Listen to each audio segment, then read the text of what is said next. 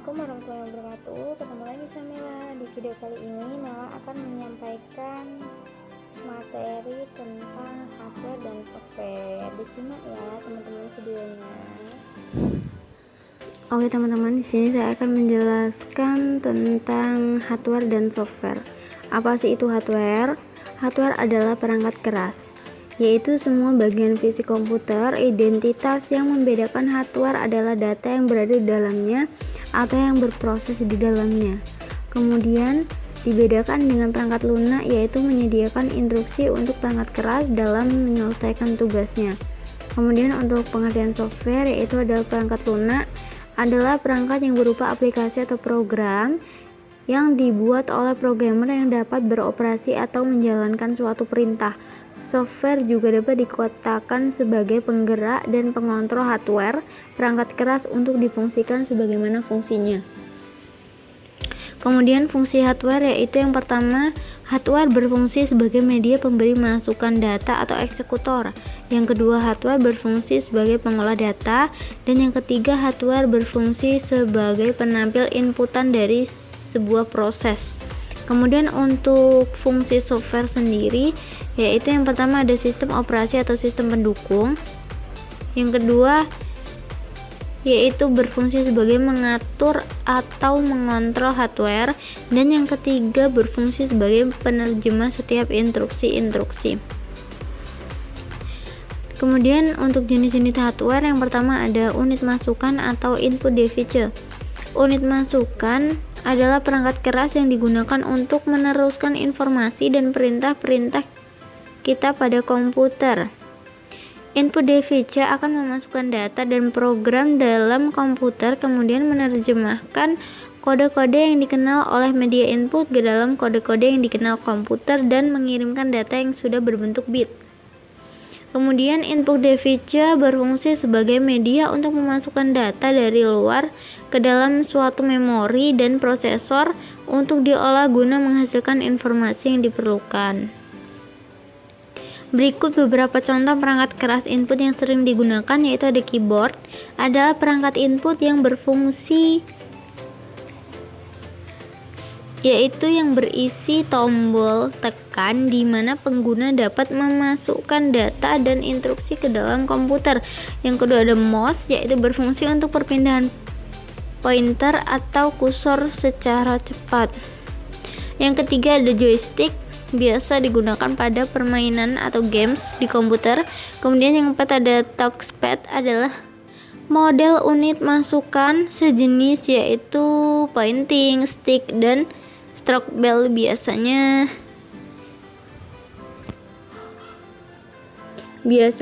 ditemukan pada laptop atau netbook. Kemudian yang kelima ada scanner, yaitu sebuah alat yang dapat berfungsi untuk mengcopy atau menyalin gambar atau teks yang kemudian disimpan ke dalam memori komputer. Kemudian yang kedua jenis hardware itu ada proses device atau unit pemrosesan. Unit pemrosesan yang berada dalam komputer adalah Central Processing Unit atau CPU. CPU merupakan otak atau pengatur suatu sistem yang mengolah sehingga menghasilkan informasi. Tiga unsur CPU, yaitu primer strong adalah ukuran besarnya prosesor, kemudian ada arithmetic logic untuk unit adalah suatu alat yang bertugas melakukan perhitungan dalam komputer. Kemudian ada control unit adalah suatu alat pengontrolan yang berada dalam komputer yang memberitahukan unit masukan di dalam primer strong. Kemudian komponen perangkat keras yang termasuk dalam proses device antara lain yaitu ada prosesor, berfungsi sebagai unit sistem untuk memproses data. Kemudian ada memori, berfungsi mengolah data dan instruksi serta menyimpan informasi. Jenis memori ada dua, yaitu ROM dan RAM. Kartu grafis berfungsi untuk menciptakan dan menampilkan tampilan-tampilan di layar. Kemudian ada power supply, adalah kontak tegangan listrik yang menempel pada bagian belakang setiap casing dan memiliki beberapa kabel yang akan disambungkan. Kemudian yang jenis hardware yang ketiga ada output device, ada unit keluaran. Output device merupakan peralatan yang berfungsi untuk mengeluarkan hasil pemrosesan ataupun pengolahan data yang berasal dari CPU ke dalam suatu media yang dapat dibaca oleh manusia ataupun dapat digunakan untuk menyimpan data hasil pemrosesan. Jenis-jenis output device itu ada hard copy device, alat yang digunakan untuk mencetak tulisan dan image pada media keras. Misalnya kertas atau film, contoh printer, plotter, dan alat mikrofilm. Yang kedua ada soft copy device, alat yang digunakan untuk menampilkan tulisan dan image pada media lunak yang berupa sinyal elektronik, contohnya monitor, flat panel, dan speaker. Kemudian yang ketiga ada drive speaker atau driver, alat yang digunakan untuk merekam simbol dalam bentuk yang hanya dapat dibaca oleh mesin pada media, misalnya magnetic disk. Kemudian jenis hardware yang keempat itu ada strong device. Media strong adalah materi fisik tempat komputer menyimpan data, instruksi, dan informasi. Strong device adalah hardware komputer yang merekam atau mengambil data dari atau ke media strong. Strong terbagi menjadi dua, yaitu ada primer strong device, yaitu media penyimpanan utama dari sebuah sistem komputer. Adalah memori atau RAM. Data yang disimpan dalam memori akan hilang begitu sistem komputer diputuskan dalam aliran listrik. Oleh karena itu dibutuhkan media penyimpanan sekunder yang bersifat permanen. Yang kedua ada standard strong device, yaitu media penyimpanan sekunder, merupakan media yang digunakan untuk menyimpan data di luar memori utama komputer. Jenis-jenis software.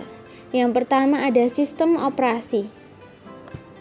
Sistem operasi adalah software yang pertama kali harus diinstal ke komputer. Fungsi sistem operasi yaitu mengolah hardware dan software yang ada pada komputer perantara antara aplikasi dengan hardware. Kemudian contoh sistem operasi yaitu ada DOS, Windows, Macintosh, Linux, dan lain-lain. Kemudian yang kedua ada program aplikasi. Apa sih itu program aplikasi? Program aplikasi merupakan sebuah perangkat lunak yang umumnya sudah banyak digunakan dalam menyelesaikan tugas-tugas tertentu. Software ini berguna sesuai dengan tujuan pembuatannya. Aplikasi dapat dibagi menjadi beberapa macam berdasarkan fungsinya. Pengolah kata, aplikasi ini digunakan untuk membuat dokumen seperti surat, amplop, label, makalah, dan sebagainya. Contohnya Microsoft Word, OpenOffice, Writer, dan sebagainya. Yang kedua ada pengolah angka. Aplikasi ini digunakan untuk mengolah angka dalam bentuk tabel dan grafik, contoh Microsoft Excel, OpenOffice, Lotus, dan sebagainya.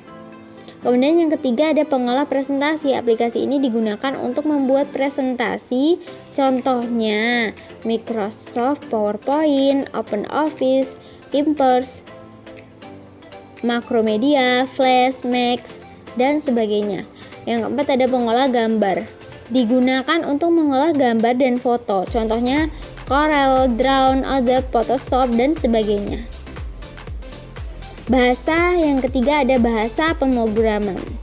Software ini digunakan untuk membuat aplikasi.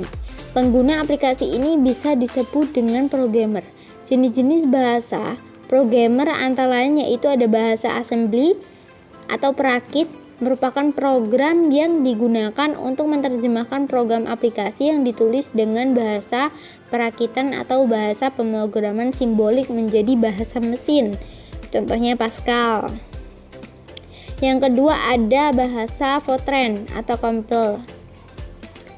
Menerjemahkan setiap instruksi di dalam suatu program sekaligus sama dengan assembler dan menghasilkan dengan program objek yang selanjutnya di link sehingga menghasilkan file X, contohnya Pascal dan masih banyak lagi. Kemudian yang ketiga ada bahasa general keempat, interpreter. Menerjemahkan instruksi satu persatu dan langsung diproses sebelum komputer membaca instruksi selanjutnya, sehingga tidak dihasilkan program objek maupun file X, contohnya basic versi baku, deps, dan sebagainya. Mungkin itu materi yang saya sampaikan ya teman-teman. Jika menurut teman-teman materi yang saya sampaikan ini bermanfaat dan bisa menambah pengetahuan, jangan lupa like, subscribe, and comment. Terima kasih. Wassalamualaikum warahmatullahi wabarakatuh.